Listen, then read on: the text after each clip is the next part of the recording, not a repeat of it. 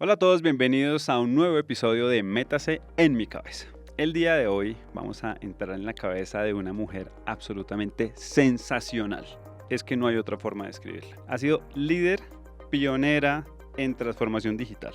Ha sido considerada como una de las 500 personas más influyentes de América Latina, según Bloomberg, y como una de las 100 mujeres más poderosas de Colombia, según Forbes. Ella se llama Emilia Restrepo, es la actual rectora del CESA, una de las universidades más importantes de Colombia y seguramente también de la región. Entonces vamos a ver qué es lo que tiene Emilia para contarnos desde su visión, desde su experiencia con respecto a qué va a pasar con la inteligencia artificial y cómo viene a modificar el universo de la educación.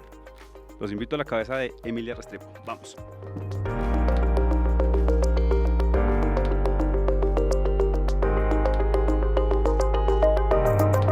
Emilia, maravilla estar aquí en tu cabeza.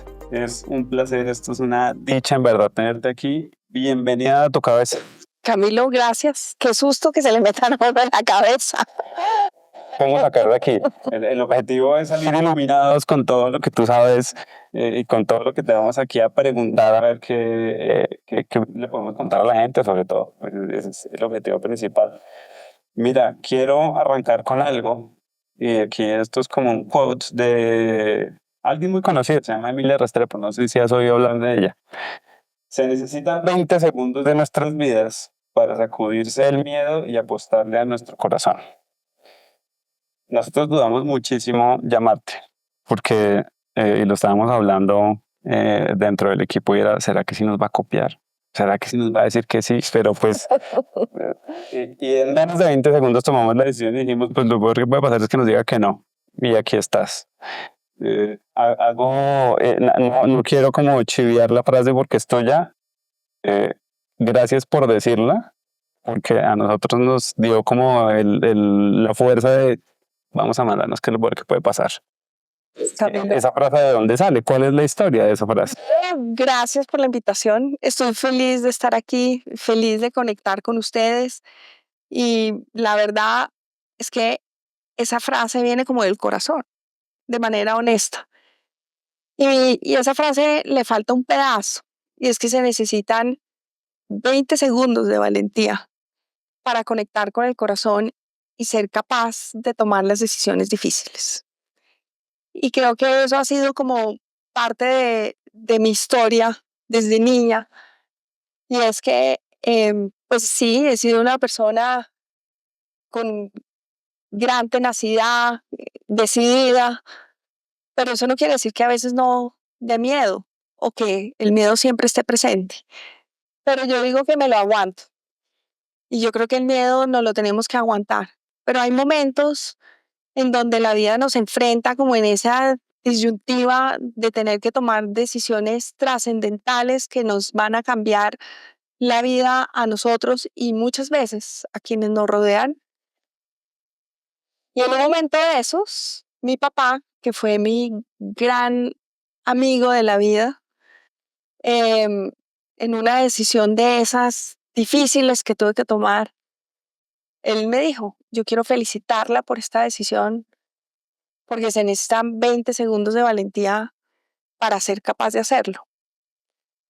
Y es que cuando uno toma decisiones de ese estilo que van a cambiar todo, como que pasa uno la hoja y se encuentra con una hoja en blanco de su vida, que fue un poco mi escena de esa frase, la verdad es que esto es como botarse en paracaídas o botarse de un avión y uno decir, y el paracaídas sí me irá a abrir, pero tenía como una certeza. Yo soy como optimista por naturaleza, me gusta siempre ver el vaso medio lleno y un poco alguien me dijo que yo era una pretenciosa, entonces le dije, pero ¿cómo me va a decir eso? Sí, porque usted pretende que siempre le va a ir bien y la verdad es que sí. Yo como que siento que porque si me puede ir bien, ¿por qué me va a ir mal? Al contrario, me sienta más liviana, más libre y además siempre con la certeza de que en ese paracaídas, en esa mochila, eh, pues estoy cargada de cosas muy especiales. primero de familia, de amigos, de cariño, pero también de experiencia, pero también de la certeza de que me tengo a mí misma para poder salir adelante de una u otra manera. Entonces, sí, se necesitan 20 segundos de valentía, pero, pero si se toman las decisiones por las razones correctas, que esa es otra frase muy mía, le diría a mis hijos, las posibilidades de que uno se arrepienta, porque uno se puede equivocar en las decisiones. Pero si uno se acuerda por qué fue que las tomó, uno dice, estoy tranquilo.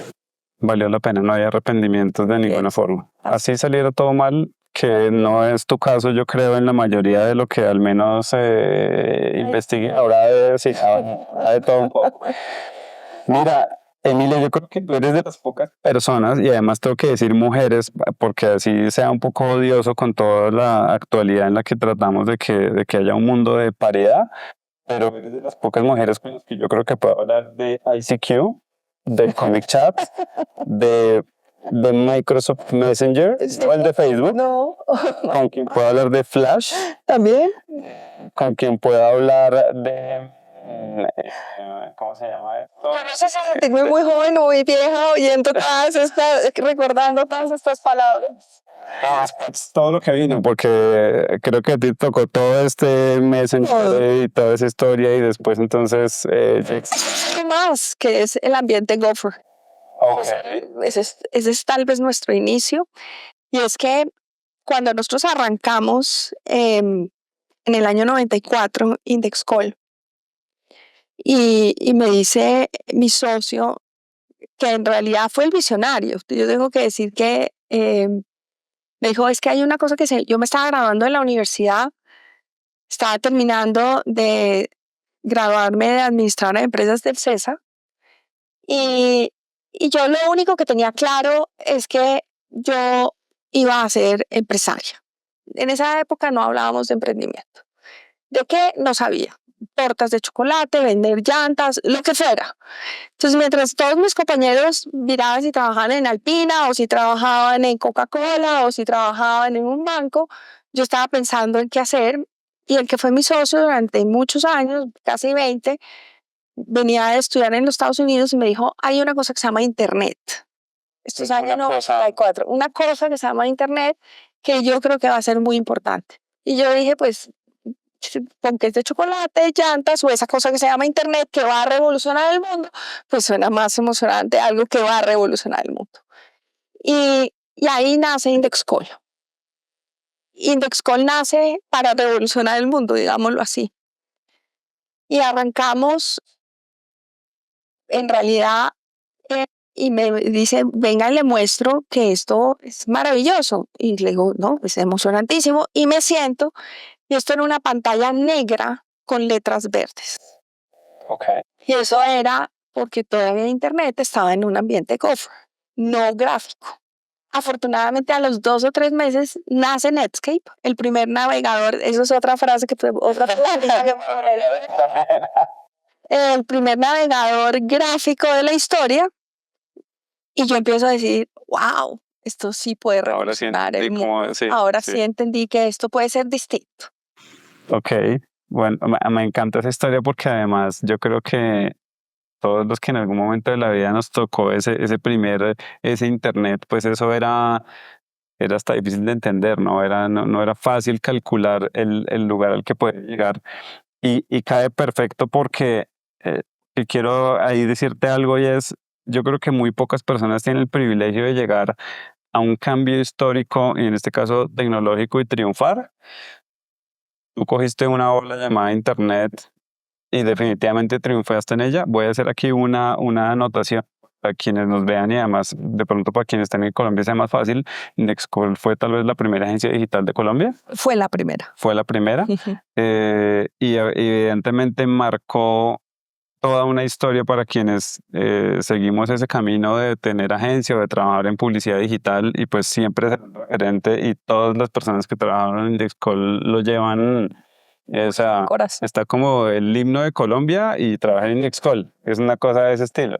Entonces, Nos esforzamos mucho y la verdad es que fue un equipo humano maravilloso que nos inventamos entre todos. Yo creo que hicimos parte de ese crecimiento en la industria en Colombia, en América Latina. Todos los días nos levantábamos a ver, hoy, ¿qué nos vamos a inventar? O sea, esto era como todos los días ir cargando ese equipaje de esa mochila para botarnos después en paracaídas, porque muchos salieron a botarse en paracaídas y hoy son grandes empresarios y han ocupado unos puestos maravillosos en las grandes compañías de tecnología de este país y de la región. ¿cómo ves tú? Ya cogiste la primera ola y esa revolución y esa cosa llamada Internet resultó que sí iba a cambiar el mundo. Así es. Y ahora llega esta segunda ola. ¿O crees que hubo algo intermedio? ¿Será que entre la llegada de la inteligencia artificial? Yo creo que sí, yo creo que sí. Mira, tú lo decías, al principio era muy difícil de entender, fue difícil de entender para mí. Nosotros teníamos reuniones con clientes de 2, 3 horas y no para diseñar una estrategia, sino para explicar qué era esa vaina que se llama Internet, partiendo de que nace de una cosa que se llama Apartanet y que era eso y que, ¿no?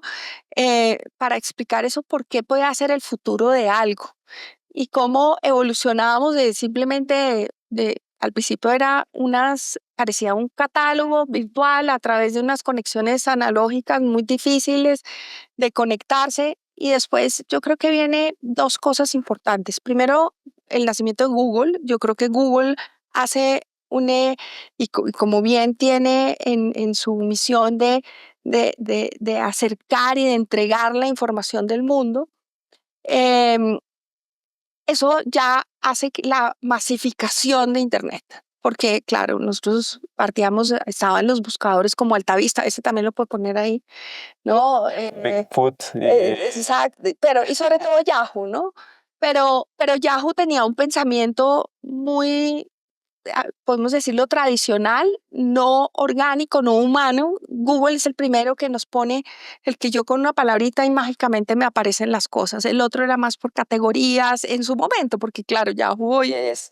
Parecían unas páginas amarillas, que conocíamos. Claro, era la evolución de las páginas amarillas al mundo digital. Entonces yo creo que el primero que trae una revolución importante a la humanidad es Google, que además después para los que estaban en el mundo de la publicidad y el mundo del mercado, también revoluciona la publicidad y también revoluciona el cómo conectarnos.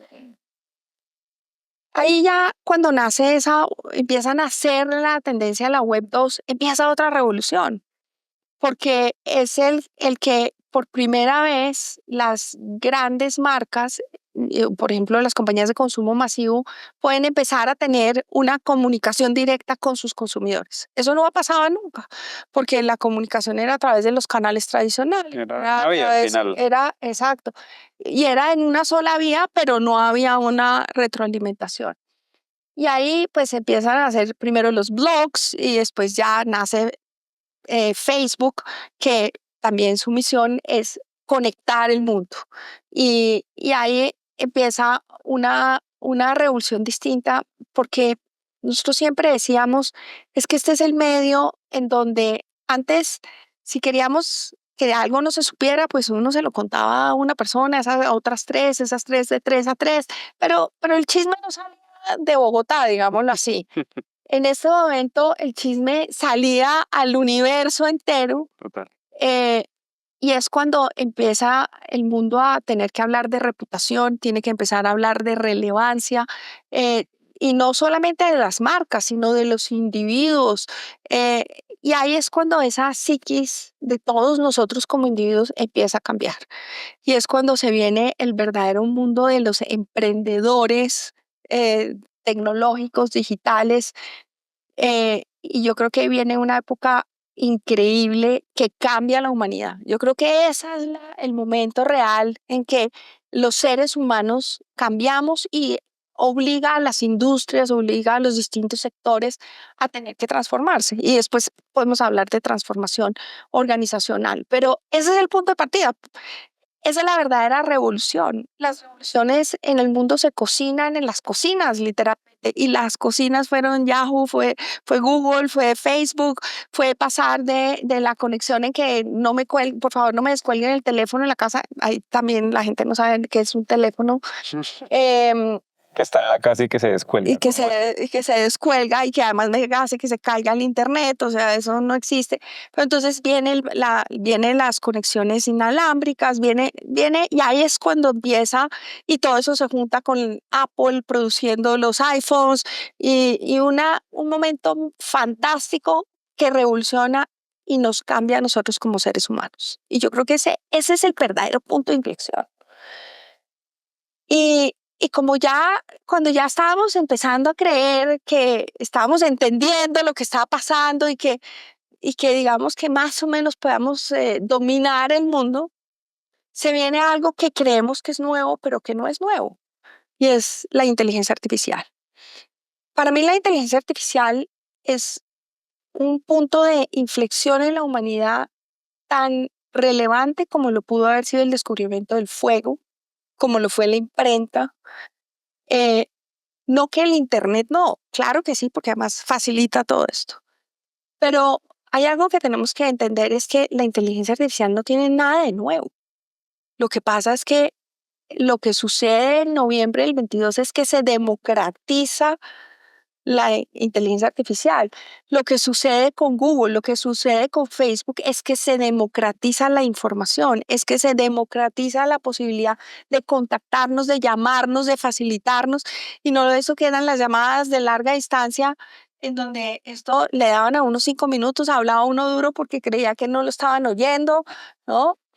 Y, y fíjate que en realidad, lo que ahorita está sucediendo es que tenemos una herramienta muy poderosa en nuestras manos, de la cual, pues, realmente solamente tenían acceso las grandes compañías, los grandes Google. Google Claro. siempre ha estado usando inteligencia artificial, Facebook siempre ha usado inteligencia artificial, Amazon, o sea, todo esto que parece que era como brujería, porque es que como así que saben que yo quiero, pues en parte todo esto tiene que ver con esto. Y ese es un punto de inflexión fabuloso. Ahorita te voy a dejar en pausa con el tema de ella. Quiero hablar de una cosa antes, y es, para no irnos a demasiados detalles, porque además pues el tiempo es corto, pero tu recorrido profesional es súper interesante, porque arrancas emprendiendo con todas las incomodidades, los retos y las satisfacciones de emprender, y después te vas al mundo corporativo y ya llegan otros retos diferentes, y hoy ya estás en otra fase que vamos a explorar más adelante. Pero te quiero hacer una pregunta de cara a la gente que nos esté viendo, y seguramente eres completamente inspiradora para muchas personas, y es: ¿hoy qué dices? Arrancar el emprendimiento para construir esa resiliencia, ese aprendizaje de emprenderle, eso sí que le pone uno el cuero grueso, pues, porque hay que lidiar con un montón de cosas para después migrar con esa experiencia al mundo corporativo, o mejor, arrancar en el mundo corporativo, ganar mucha experiencia, conocer muchas personas y hacer un networking poderoso, y luego hacer un emprendimiento. Yo creo que el orden de los factores no afecta al resultado. Okay. Y creo que lo que realmente afecta al resultado es el mindset que tú tengas. Y si tú tienes un mindset de emprendedor, vas a ser emprendedor en donde sea que sea. Yo llevo los últimos 12 años de mi carrera profesional, después de haber estado casi 20 siendo emprendedora, siendo empresaria, en el mundo corporativo, muy corporativo, ¿no? Multinacionales, en fin. Y la verdad, sigo siendo la misma Emilia, porque sigo siendo, mi alma es emprendedora, mi mindset es emprendedor. ¿Y cuál es ese mindset de un emprendedor? Pues los emprendedores, yo creo que somos resilientes, yo creo que somos aguerridos, yo creo que somos tenaces. El emprendedor definitivamente es abierto y tiene hoy en día, y estoy describiendo también como esas atributos del liderazgo que creo que se requieren hoy en día. y que los emprendedores lo tienen casi que de manera natural, pero eso también se aprende. Entonces, yo creo que lo importante es tomar las decisiones por las razones correctas y la respuesta es, en mi entender, el orden de los factores no afecta al resultado. Para mí fue aterrador salir de ser empresaria a entrar al mundo corporativo. Seguramente para un corporativo debe ser aterrador después de tener uno su cheque todos los meses y que le llegue y que además tener unos equipos de desempeño y unos procesos y unas organizaciones, todo, y uno sentarse en su escritorio y decir, ¿y hoy qué vamos a hacer? Entonces yo creo que se necesitan 20 segundos de valentía para cualquiera de las dos decisiones. Ok, buenísimo. Entras creo que al final has vivido, no sé si es mi percepción, pero has vivido una vida que va a una velocidad importante porque tienes que ir a la velocidad de la tecnología. Ahorita no podemos estar hablando del impacto de las redes sociales en el mundo, pues ya es como perfecto, eso ya cambió, ya estamos en otra historia. Si teniendo que, haciendo una carrera que va a esa velocidad, ¿qué tanto tuviste que frenar para llegar a la educación? ¿Qué tanto te tocó ponerle freno de mano y decir como, uy, ok, estoy acostumbrado a que esto es muy rápido, pero estamos entrando en una vida diferente, entonces toca ponerle un poquito de freno a eso? Para, digamos que en beneficio mío, cero. Ok. En contra de los que me rodean, pobres. Y es la verdad, a mí me invitan a ser rectora del CESA hace 3 años, casi y medio, con un mandato muy claro por parte del Consejo Directivo. Y es que acompañar al CESA en su proceso de transformación. A mí no me invitan porque soy experta en educación o porque... Entonces, pues yo entro con un mandato y con una mentalidad clara de lo que hay que hacer. Yo creo que llegamos no tarde, pero sí ya la ola ya estaba en la subida. Y para eso se requiere la velocidad. Eso no ha sido fácil porque, claro, esto es una industria acomodada o un sector, no hablemos de industria, un sector acomodado, lleva 2000 años haciendo las cosas iguales y viene una loca desquiciada que parece un huracán a decirnos que vamos a hacer las cosas de una manera diferente y que el mundo cambió y que ahora vamos a entender al estudiante desde sus sueños, desde sus intereses, y que ese estudiante ya no solamente es el estudiante entre los 18 y los 22 años o los 25 años o el de los 30 y 35 en el caso de posgrados, sino que somos todos los que estamos aquí presentes, incluso desde niños hasta los 80, y que la forma en que estas personas quieren aprender es distinta. Entonces, la verdad, la velocidad no puede ser distinta, porque otra frase que también te vas a encontrar muy por ahí es que además uno no puede traicionar su esencia. Yo no sé ir despacio. Okay. Y me ha tocado aprender a esperar y acompañar más que esperar a las personas. Enseñarles tu velocidad. Exacto. Y también a ser muy respetuosa de las de ellos. Pero hoy tenemos que acelerar el paso o si no, las posibilidades de sostenibilidad para cualquier industria, para cualquier sector, son muy difíciles en el largo plazo. Ahí tocas un tema que me gusta porque en medio de mi reconocimiento de ver entrevistas tuyas y de conocer como mucho más a profundidad de alguna manera tu forma de pensar y entendiendo ese background que tienes, a mí se me ocurría pensar algo como, ¿y si esa podría llegar a ser la universidad más innovadora básicamente de la región?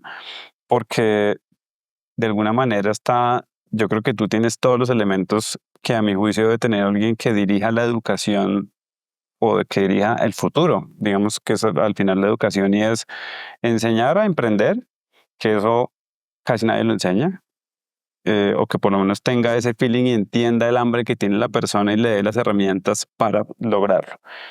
Que entienda además el mundo corporativo, porque habrá gente que querrá llegar a ese universo y que de alguna manera todo eso esté encerrado en un paquete que sea, oiga, le voy a enseñar toda esta información para que usted tome su mejor decisión, y lo que decíamos ahorita, elija el camino que prefiera, pero hay información para poder hacerlo.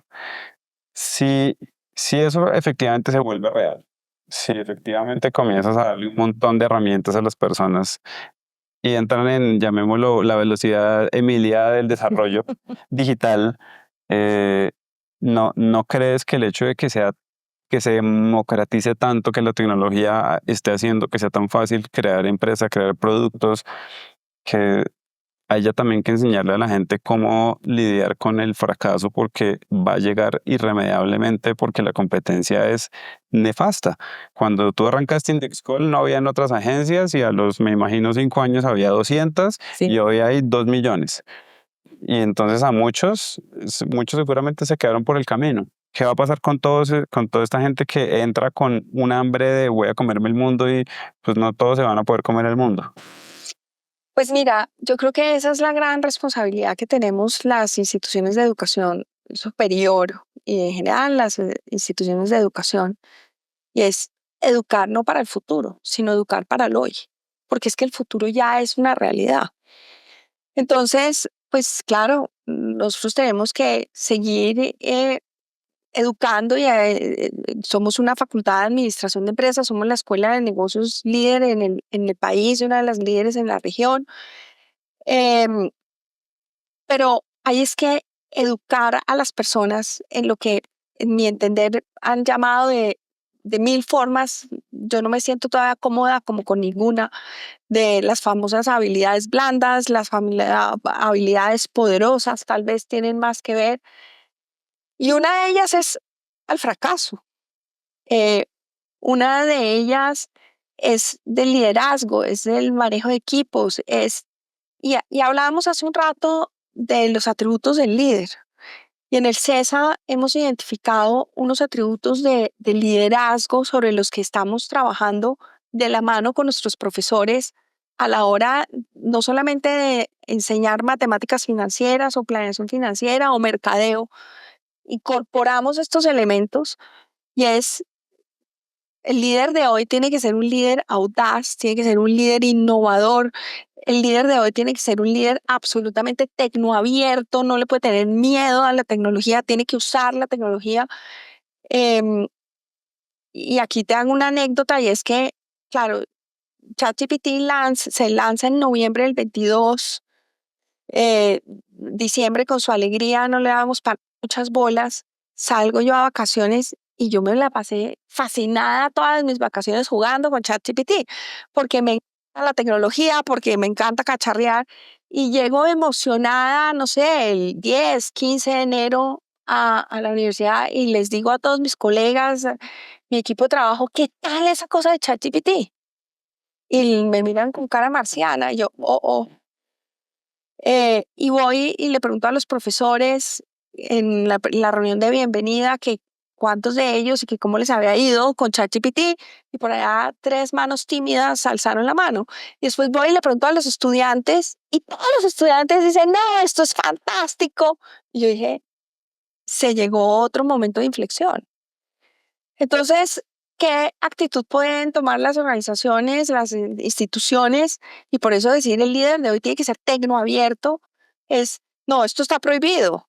No, nos hemos dedicado a educar a unos y otros y educarnos en la inteligencia artificial, en la ética de la inteligencia artificial, en cómo se usa, en que en las clases se incorporen elementos, herramientas de inteligencia artificial para que tanto profesores como estudiantes aprendan a usarla y la usen en beneficio de manera que el estudiante CESA salga con esto incorporado, igual que sale incorporado las matemáticas financieras del mercadeo, pero también los valores, el respeto, la innovación, la mentalidad emprendedora, em, que ha sido nuestra esencia desde 1974.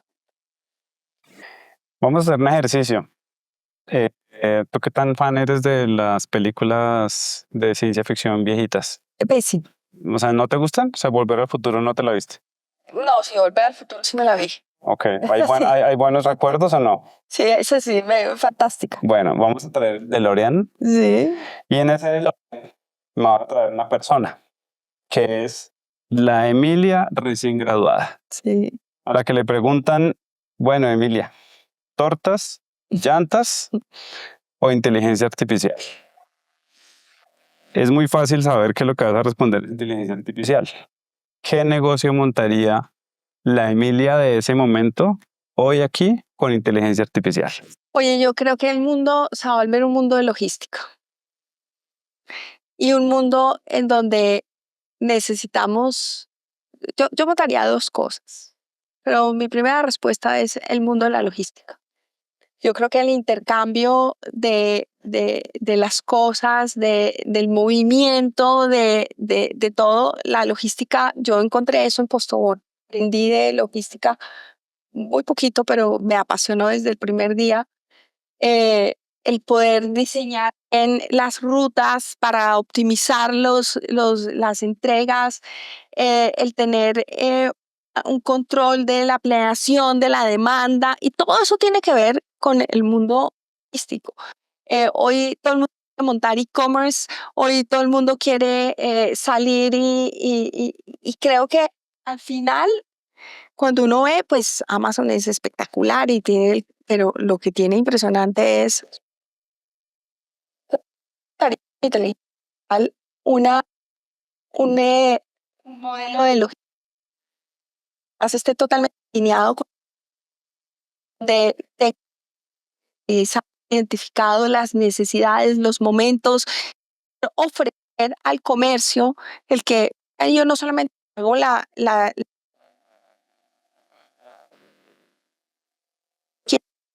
digo cuándo hay que entregárselo, cómo hay que entregárselo, en dónde hay que entregárselo, porque hay momentos tenemos de trabaja, vive diferente.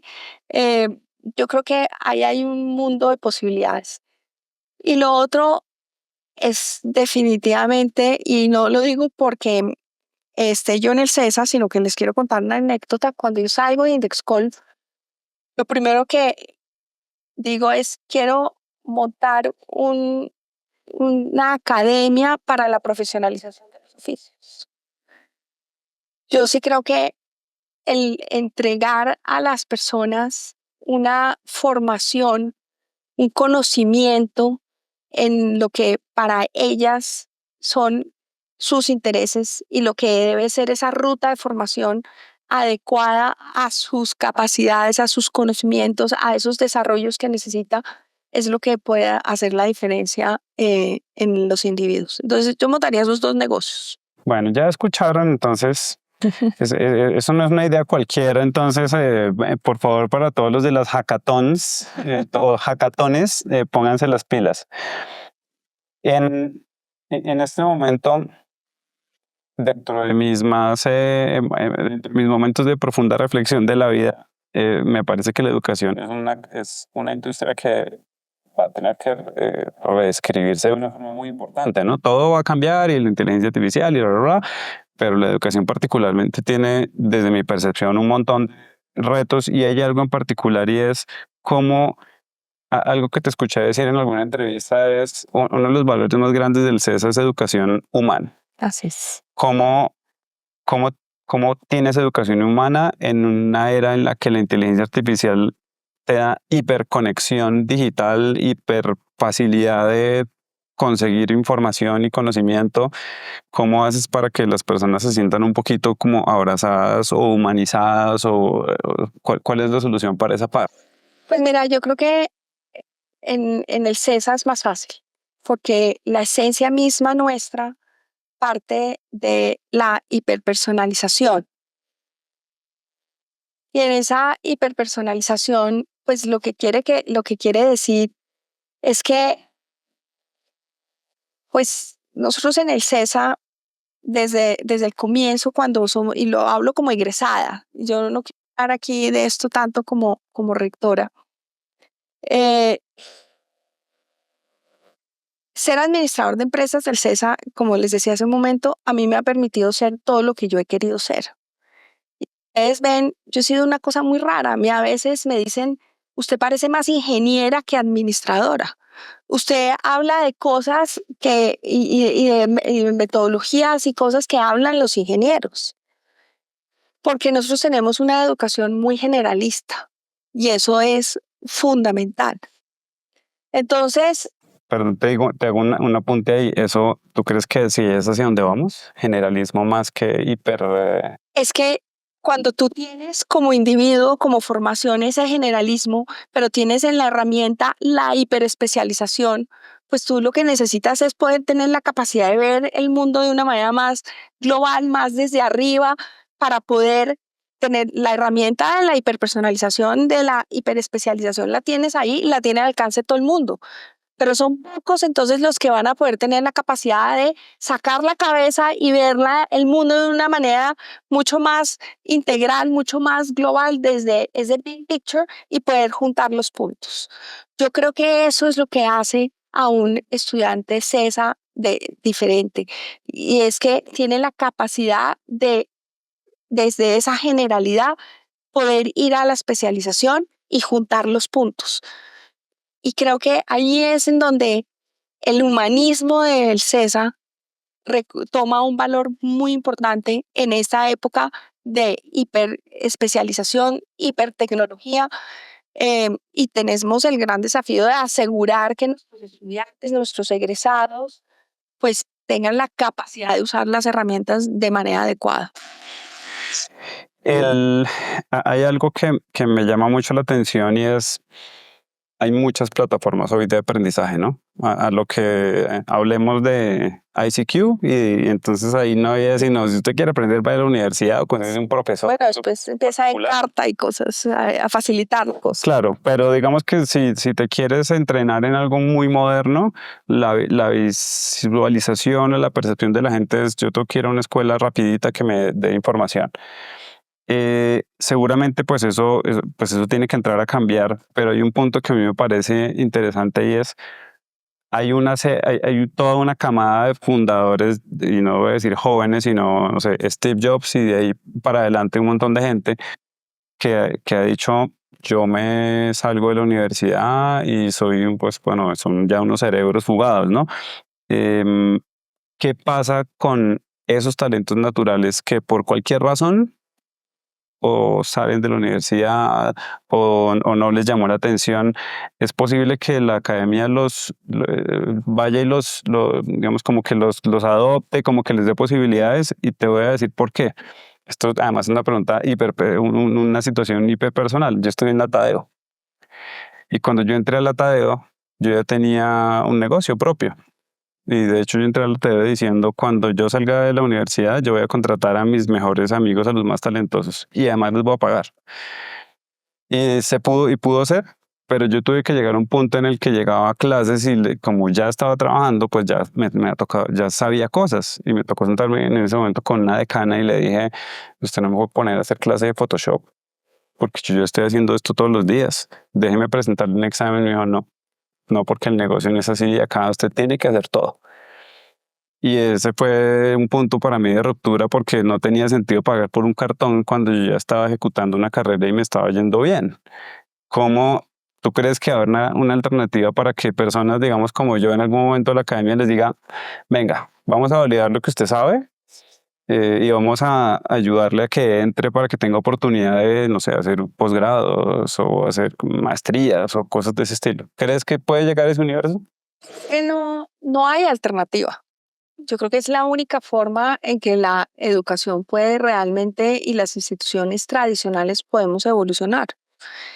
Em, y eso es la transformación del sector de la educación. Y ahí vienen varias palabras claves. La primera, modularización, flexibilización, homologaciones y microcredenciales. Y esto lo terminamos porque con otra grande que seguramente será hacia más adelante, y es que esto va a cambiar tanto que la educación se va a mover hacia unos modelos de educación por suscripción. O sea, los modelos de revenue incluso van a cambiar absolutamente todo. O sea, Netflix de la educación. Y eso es en lo que en el CESA estamos concentrados. Me parece espectacular. Tanto que pasamos de un modelo de estructura tradicional en donde pues nosotros tenemos solamente somos una escuela de negocios, somos monodisciplinares. Entonces, pues tenemos una carrera en pregrado en administración de empresas con 4 énfasis y tenemos 6 maestrías y un doctorado, un DBA en administración de empresas, un doctorado en administración de empresas.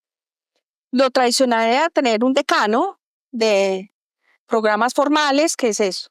Nosotros hoy tenemos 3 decanos. Tenemos un decano de programas formales, un decano de relacionamiento empresarial para acompañar en las empresas en todo lo que tiene que ver con temas de investigación, de desarrollo, consultoría, y otro decano, que esto es nuevo dentro de todo este modelo de transformación, que es la decanatura de CESA for Life. Y CESA for Life es que integra todo lo anterior, en donde ya hoy un estudiante incluso de pregrado puede empezar a tomar materias modulares de acuerdo a sus intereses para poder graduarse con maestría. O tú puedes entrar y decir, yo quiero tomar estas y estas y estas materias, y te van dando unos microcréditos y que al final simplemente tienes unas certificaciones que avalan la excelencia académica de una institución como el CESA, o puedes ir homologando todas esas microcredenciales y obtener un título formal de Ministerio de Educación. Pero esto, usando la inteligencia artificial, tenemos una herramienta que lanzamos el año pasado que se llama Luna, en donde Luna tiene un coach virtual en el cual tú dices, coge tu hoja de vida, coge información tuya de las redes, le dices tú cuáles son tus principales intereses, pero sobre todo le dices usted qué quiere. Entonces tú le puedes decir, yo hoy soy practicante en el área de mercadeo y encontré que me encanta hacer mercadeo. Yo quiero ser algún día vicepresidente de mercadeo. ¿Qué tengo que hacer para poder ser vicepresidente de mercado en 5 años? De acuerdo a lo que yo sé, a lo que yo soy, a cuáles son mis intereses, cuáles son mis competencias hoy, te hace todo esto y te diseña la ruta de formación que debes de tomar y te acompaña en el proceso, porque hoy el mundo además va tendiendo hacia otras cosas que ya tenemos una primera práctica maravillosa que son las comunidades académicas. Y cuando digo tenemos una primera práctica, es que tenemos hoy una comunidad maravillosa de los programas de liderazgo de mujeres en juntas directivas, donde tenemos más de 1.000 mujeres ya formadas en juntas directivas. Esto ha impulsado la participación en Colombia de las mujeres en juntas directivas. Entre el año pasado y este año logramos 2 puntos adicionales, llegando casi al 26% de participación de mujeres. Somos de los países con mayor participación y el CESA viene desde el 2017 impulsando este tipo de programas. Tenemos un programa de gobierno corporativo y metiendo todo el tema de diversidad, equidad e inclusión para hombres que se llama Proyecto H, solo dirigido a C-levels, vicepresidentes y presidentes de las grandes compañías, y programas en liderazgo para hombres y mujeres, que es hombres y mujeres en trayectoria empresarial. Pero lo lindo de esto no es solamente lo que se está haciendo desde el punto de vista de formación, sino las comunidades que se han logrado a través de las cuales pues hay colaboración, hay rutas de formación claras para cada uno de los individuos, en donde hay intercambio de información, y todo eso pasa entre el mundo físico y el mundo virtual. Y es esa combinación. Cuando yo llegué, muchos dijeron, Emilia, va a volver el CESA digital. Y mi respuesta siempre fue, ¿tú conoces el CESA? ¿Qué tal uno perderse de esas casas tan divinas? No. Entonces, pues, ¿cómo íbamos a volver todo digital? Eso no puede pasar. Lo que sí es entender qué debe pasar en dónde, cómo el diseño instruccional aquí se vuelve la palabra clave para que las cosas salgan bien, y cómo el mundo hoy lo que está buscando es y lo demostró Facebook, es interacciones, es conexiones, es conectar y colaborar. Y hacia allá vamos. Estamos caminando. Todo eso, o sea, ¿puedo ir mañana? ¿Me reciben mañana? Mañana puedes ir. Bueno, Ya están pasando, están Felicito. pilotos, son conejitos muchos son conejitos de laboratorio, pero en ese camino ya estamos. qué espectáculo, o sea, qué espectáculo de verdad, me parece tremendo. Te dejaron una pregunta. Álvaro Borges estuvo ayer aquí con nosotros, estuvimos hablando mucho de liderazgo femenino y esto yo creo que cae súper bien a lo que hablamos ayer porque justamente algo de lo que él hablaba es que las cosas lideradas por mujeres, eso salen bien, eso va perfecto. Y yo creo que esto es un ejemplo absoluto con lo que tú nos estás contando y te dejo esta pregunta. ¿Cuáles son esos 5 atributos que hoy tenemos que profundizar en el liderazgo femenino para que cada vez sea más relevante? Yo creo que más que las cosas lideradas por mujeres salen bien, es que las mujeres nos gusta rodearnos bien y sabemos hacer equipo. Y, y yo hoy tengo que hacer un reconocimiento que mi carrera profesional ha sido exitosa no porque yo sea ninguna maravilla, sino porque he tenido unos equipos a lo largo de mis 30 años de carrera profesional increíbles, maravillosos. Entonces, lo primero es rodearnos bien. Lo otro es creérsela. Y esa me cuesta mi trabajo. Y yo creo que eh, para las mujeres nos cuesta trabajo creer y aceptar que hemos hecho las cosas bien. Y a veces creo que tomamos unas actitudes complejas y es que no sentimos que viene el famoso síndrome del impostor, pero sobre todo yo creo que hay que creérsela y creérsela que no es de uno, sino es del equipo. Y saber que vuelvo al punto de partida, si me rodeé bien, las cosas van a funcionar bien. Yo creo que otra cosa que hace que el liderazgo femenino funcione bien es la empatía. Yo creo que este es un mundo ávido de empatía, de ser capaces de ponerse en los zapatos de los demás y en todas las circunstancias. Otra cosa que yo creo que hace que salga bien es que las mujeres pues somos aguerridas y somos resilientes también. Y yo creo que estamos en un mundo donde se necesita resiliencia, pero también se necesita audacia, se necesita tenacidad. Y, y a las mujeres, pues creo que son 2 elementos que tenemos casi que de manera natural, que a veces nos cuesta hasta trabajo sacar, pero que cuando la sacamos sabemos poner el punto, siempre con un carácter dulce, ojalá a veces se nos sale la piedra como a todos, pero yo creo que eso es una de las cosas, de las cualidades importantes. Y algo que yo creo que es fantástico es que eh, ese papel de cuidadoras que hemos tenido a lo largo de nuestra posición de historia en la vida, que tanto a veces dices que siempre hemos sido solo cuidadoras. Yo creo que si lo llevamos y al vaso medio lleno, somos cuidadoras del detalle, somos cuidadoras de nuestra gente, somos cuidadoras de nuestro país, somos cuidadoras de nuestra familia. Y eso nos hace que la forma sea tan importante como el fondo, y yo creo que eso es otro diferencial importante. Me parece súper chévere esa respuesta. Ayer estaba jugando por la noche, me quedé con la idea de lo de Álvaro y las mujeres liderando y entonces hice en estos sistemas fáciles un modelo que me dijera cómo sería el mundo liderado por mujeres. Entonces la primera respuesta fue hacer el switch, ¿no?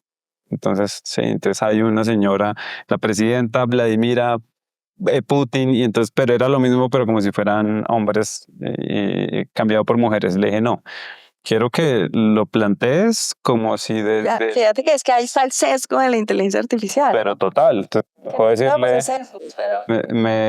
me llamó la atención que me tocó decirle, no, cada uno con sus debilidades y fortalezas, ¿cómo sería ese mundo?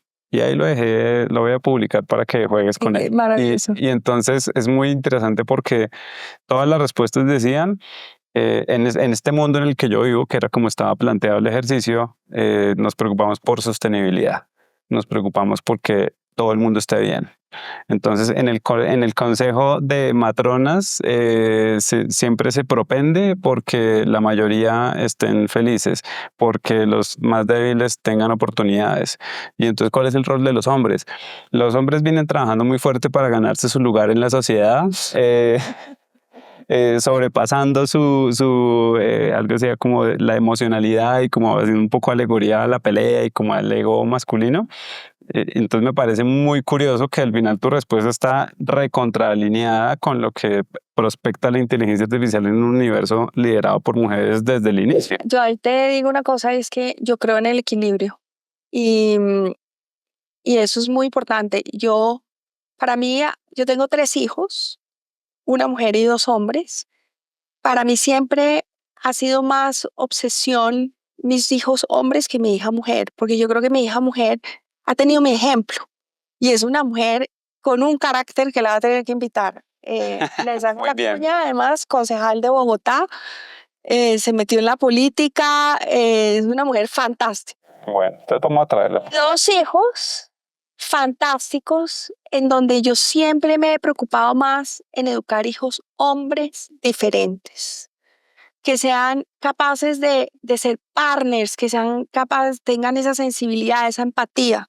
Pero yo no creo que este mundo debería ser de hombres y mujeres por separado, sino realmente de ese equilibrio y de que los espacios sean justos y no pretender ni unos ser más femeninos y otros más masculinos, sino lo que somos.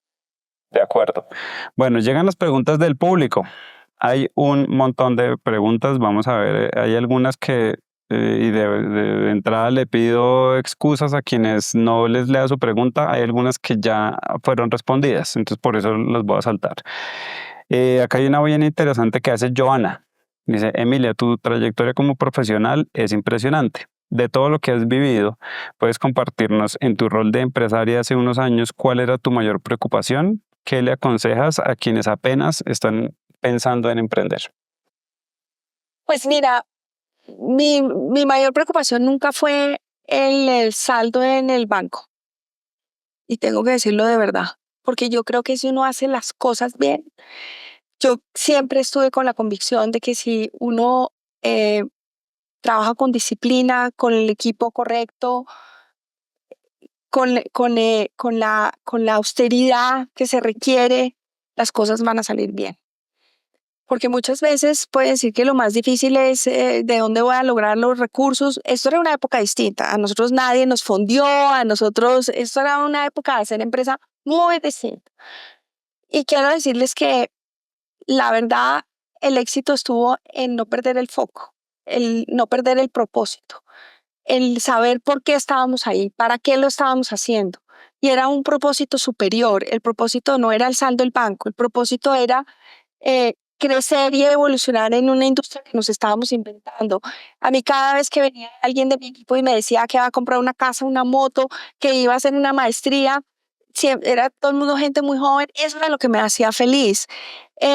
Cuando salíamos y nos ganábamos una cuenta y lo que eso significaba no era porque era más saldo en el banco, sino era el poder ayudar a una empresa a poder llevarle la tecnología, a poderla hacer más fácil sus operaciones, a poderla conectar más con su gente, a ofrecer un servicio que ofreciera un beneficio real.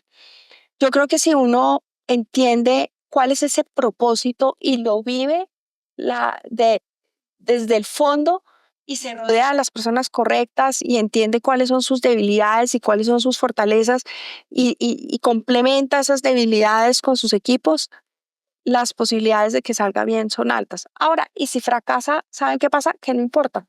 Siempre se puede volver a empezar. Siempre se aprende del fracaso. Claro, mi trayectoria es impresionante, pero he fracasado y en múltiples formas, en lo personal, en lo profesional. He tenido miedo muchas veces Hoy no tengo, hoy estoy absolutamente aterrada tengo una responsabilidad encima inmensa y estoy acompañada por un consejo directivo, por un equipo maravilloso y todos tenemos la convicción de que vamos en el camino correcto, pero claro que estamos asustados. En alguna entrevista escuché que alguna persona con quien habías trabajado de alguna de estas compañías gigantes te había dicho que le has preguntado que si se sentía bien y te había respondido no, pero Yo estoy estoy on board. on board. El presidente postó Y ese puede ser un buen como cierre de esto, ¿no? Al final hay que estar on board, board. y rodearse de gente que esté on board con uno. Uno puede no estar tranquilo porque yo creo que yo no sé lo que es la tranquilidad. Tal vez no me gusta en el fondo, pero siempre estoy on board. Bueno, te tengo otra como relacionada con eso que nos hace Mónica. Dice, después de más de 25 años en el mundo digital, ¿qué te alegra haber cometido? Uy. Yo creo que más que del tema digital, yo creo que a mí me alegra mucho el que tomamos unas decisiones arriesgadas. A mí nunca se me olvidará un día en que nosotros íbamos creciendo muy despacio y, y todos los libros le decían a uno, crezca con estructura, crezca despacio, no vaya a salir a hacer una oferta si no tiene claro qué va a hacer. Nosotros éramos un poco arriesgados, yo no quiero decir irresponsables, pero, pero muchas veces salimos a grandes y les decimos y vamos a hacer esto y esto y esto y esto y le prometemos que esto va a salir bien. Yo creo que cometieron un error conmigo y es que yo un día le pregunté a mi socio, que era la persona que manejaba todo el tema de tecnología, muy al comienzo de nuestra compañía, le dije, yo me la pasaba diciendo esto se puede hacer y esto se puede hacer con tecnología, porque yo no soy ingeniera. Y un día yo creo que desesperado, pues dijo, ¿cómo me quito a esta vieja de encima? Me dijo, mire, con tecnología todo se puede hacer. Y yo desde ese día decidí que pues se podía vender cualquier cosa. Y iba y llegábamos y me decían, pero ¿usted cómo se le ocurre? Nosotros no sabemos hacer eso. Bueno, pues aprendemos. Y aprendíamos, es que aprendíamos en cuestión de minutos, de días. Esto eran trasnochadas, pero era fantástico y al final el resultado siempre era bueno. Pero más que un error, yo creo que es, pues, nuevamente es 20 segundos de valentía. Y hay que, cuando uno está emprendiendo y lo junto con la respuesta anterior, eh, eh, el emprendimiento se requiere de valentía. Definitivamente. Bueno, otra pregunta, ya un poquito más en el universo de inteligencia artificial. Nos preguntan si a nivel educativo existe o puede existir la sobredependencia de la inteligencia artificial al punto donde profesionales pierden su capacidad de análisis y comprensión situacional, haciendo que baje su valor profesional. La verdad es que sí. Y eso depende de nosotros. O sea, si cada correo, si cada mensaje que escribimos, si todo lo empieza a hacer la inteligencia artificial por nosotros, y no tenemos bases y no leemos un libro y no hemos pasado por una formación, la verdad es que vamos a perder nuestra capacidad de raciocinio, de escritura, vamos a perder nuestra capacidad de conexión. La verdad es que sí. Y ese es un riesgo latente y es un riesgo en que las instituciones de educación en general tenemos que, y por eso les decía, es importante ese big picture, porque pues tenemos que aprender de filosofía. Yo no sé si saben, pero hoy los filósofos están siendo muy ambicionados por todas las compañías de inteligencia artificial, porque son quienes mejores prompts escriben. Entonces, fíjense en la importancia de la cultura, fíjense en la importancia del conocimiento para poder usar la inteligencia artificial de manera correcta. Y sí, la inteligencia artificial puede hacer que nosotros perdamos nuestra capacidad intelectual si creemos que nos va a reemplazar. Una cosa es usarla como herramienta, como habilitador para facilitarnos, pero si nosotros mismos permitimos que nos reemplace en nuestra cotidianidad, pues vamos a perder una capacidad de intelecto importante. Acá hay una vena interesante. Pregunta Carlos Jorge Bernaza. ¿Cómo garantizar que el acceso a tecnologías educativas basadas en IA no profundice la desigualdad educativa global? Muy difícil. Yo creo que esa es una de mis mayores desvelos hoy en día. Porque además no solamente es la inteligencia artificial, si lo logramos, es la forma en que podamos cerrar las brechas. Pero Que disminuya el precio del acceso a la información y eso. no, porque además es la forma en que podemos llegar de manera masiva a que la gente pueda tener sistemas de educación. Pero otra vez, si vivimos nosotros en un país como este, en donde salimos de Bogotá y los celulares se caen, donde no hay conectividad en las zonas rurales, pues imagínense nomás las brechas que estamos armando acá. Pero si vamos a ver entre los países más desarrollados y nosotros, pues otra vez, las posibilidades de acceso a, a, a estas grandes... Ahorita hay una guerra mundial entre quién va a ser el dueño de la inteligencia artificial, si China o Estados Unidos. Imagínense las posibilidades que tiene Colombia o que tenemos nosotros como individuos. Entonces, yo creo que la respuesta es muy difícil que no amplíe esto las brechas de toda índole, entre países, entre individuos y entre territorios. ¿Que cómo se puede cerrar? Pues yo creo que esto tiene que ser un tema de un compromiso de todos como comunidades, pero esto no es un grupo de amigos que se juntan, sino tiene que ser un tema de responsabilidades, de regulaciones a nivel mundial y nacional. Compromiso además desde las compañías de ver cómo ayudan. Por supuesto, se por pueda. eso te digo, esto es un tema colectivo, porque ya pasa. Y no es solamente por la inteligencia artificial, es que cuando llegó Internet dijimos esto es la maravilla porque esta va a ser la forma, solamente pensémoslo en Colombia, que la educación rural va a poder ser mejor. Y miren lo que pasó en la pandemia, ¿no? El atraso tan bárbaro que tuvimos en ciertas zonas del país, incluso en ciertas zonas de una ciudad como Bogotá. Entonces, en donde los colegios pues mandaban, la educación se volvió casi 2 años, 1 año y medio por WhatsApp. Entonces, si no tenemos eso, que es lo mínimo, puerta de entrada imagínense cuando estemos hablando ya de la inteligencia artificial. No tenemos, es un problema todavía increíble, todavía en el 2025, que sigamos hablando que es un problema de conectividad. Sí, eso es de no creer. ¿Sí? Y ahí sí es un tema pues del gobierno también que ponga eso en la agenda de primero y que comience a ocurrir un cambio. Bueno, llegamos al final, ya estamos un poquito pasados de la hora, pero no puedo cerrar sin que nos dejes una pregunta para la persona que va a estar aquí dentro de 8 días, que es Felipe Novoa. Con él vamos a hablar de emprendimiento. ¿Qué preguntas le dejas a él? Tú que más o menos sabes algo de emprendimiento, ahí tienes una idea.